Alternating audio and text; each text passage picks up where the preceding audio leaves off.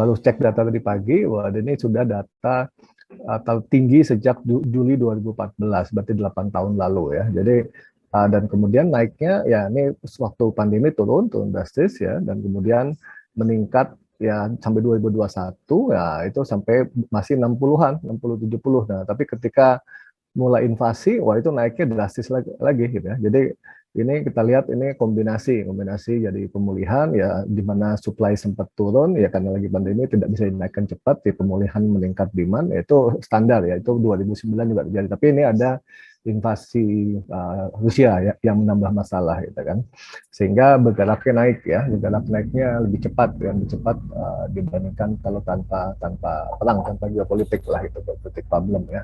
Nah ini kemudian ya sudah transmisi ke Indonesia-nya sampai ke 4,5 ya, jadi itu 4,35 hampir ya, 4,5 ya, padahal ya target BI kan juga sekitar. Jadi ini potensi terlewati, dan apalagi memang di Ukraina belum ada tanda-tanda mau selesai, belum sampai ujung gitu ya. Jadi Ukraina dan Rusia juga produsen dari gandum ya, makanya kita lihat gandum harga cukup tinggi ya. Jadi kembali gandum jadi makanan anak gedongan ya. Kalau dulu kan zaman 90-an itu anak singkong dan anak roti ya. Nah ini apa namanya, kedelai juga mengalami kenaikan ya, jadi ya makan tahu juga jadi makin ya gedongan ya, bukan ya setara dengan roti gitu. Nah ini yang cukup penting ya, khususnya saya yang pengen sangat menanti ya dari Pak Juventus ya, ini agak menarik ya bahwa sepertinya prioritas sangat tinggi buat menekan inflasi ya, sehingga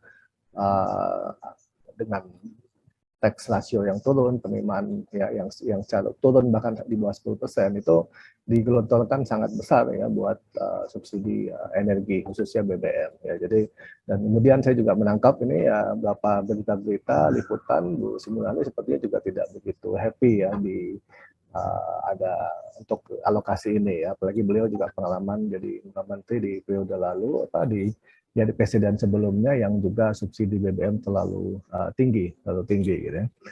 Ya, ini saya kemudian menemukan statement Pak Jokowi 8 tahun lalu yang sangat menarik ya.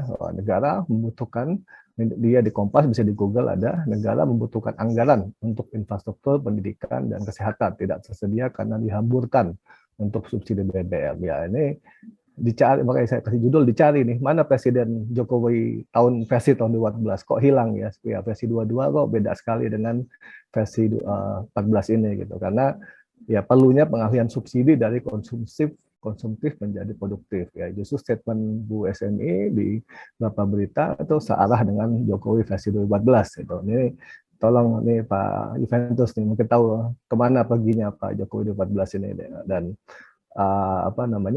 apalagi sudah ada rumusnya ya, ini kompensasi, jadi harga dinaikkan tapi ada kompensasi untuk masyarakat yang kurang mampu gitu kan. Dan ya ini sudah dijalankan lagi, jadi Pak Jokowi selain untuk BBM ya juga minyak goreng kemarin lagi cepat bahkan minta sebulan beres ya. Jadi ini sudah dipakai rumusnya gitu. Jadi saya beberapa kali di kontak media, wawancara, diskusi, ya Pak Jokowi sudah punya rumusnya, sudah pernah melaksanakan beberapa kali, ya dipakai lagi aja rumusnya ya. Terlalu mahal 500T itu buat di masa sulit sekarang gitu. Lain kalau kita lagi ya makmur sekali, lagi tenang, lagi damai, nggak sakit, oke lah kita foya-foya sedikit ya.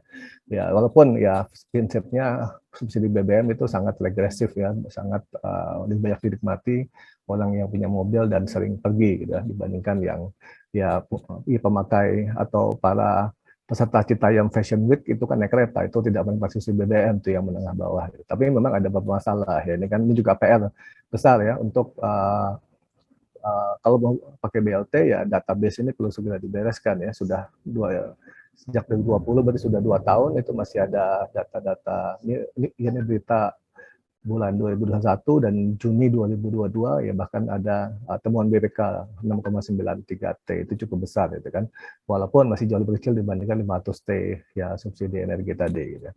Oke, saya tinggal punya waktu 2 menit lagi, ini slide terakhir ya biar kita bisa diskusi. Poin besar ya memang ya ini kita kondisi eksternal ya yang harus kita hadapi, ada kenaikan harga global ya, dan sehingga komoditas ya, sehingga juga yang kita tekankan gandum dan kedelai. Tapi ya trade off-nya terlalu besar ini ya apalagi ya 502T menikmati masyarakat atas ya, semakin atas semakin banyak menikmati gitu ya.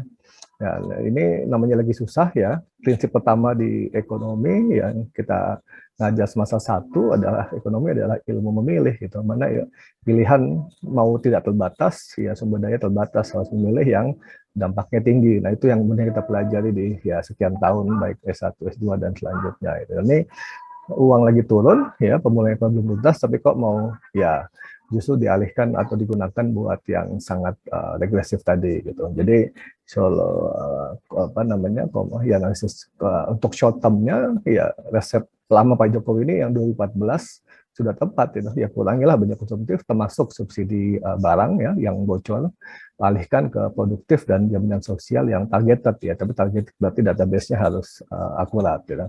Nah, tapi PR untuk medium term ya itu adalah ya kita kan masalah kita karena kita banyakkan impor migas kan, nah, net importer ya karena undang-undangnya nggak beres-beres gitu sehingga investor tidak yakin padahal investor migas kan butuh kepastian hukum ya karena investasinya besar dan waktu yang panjang gitu jadi kita lihat investasi migas beberapa tahun ini semakin ya bahkan pre-pandemi pun semakin turun ya, dan kemudian untuk mengurangi volatilitas ya kita bisa belajar dari khususnya Vietnam ya yang bisa menaikkan hampir 20 kali dalam periode 5 tahun mereka bisa menaikkan supply energi terbarukannya khususnya solar ya dengan sangat cepat. Ya kita tidak malu untuk atau jangan malu buat belajar ya Vietnam, India, Filipina itu juga bagus untuk energi terbarukannya. Nah itu sehingga kita ada lagi disandera ya oleh kenaikan harga BBM global, harga energi global.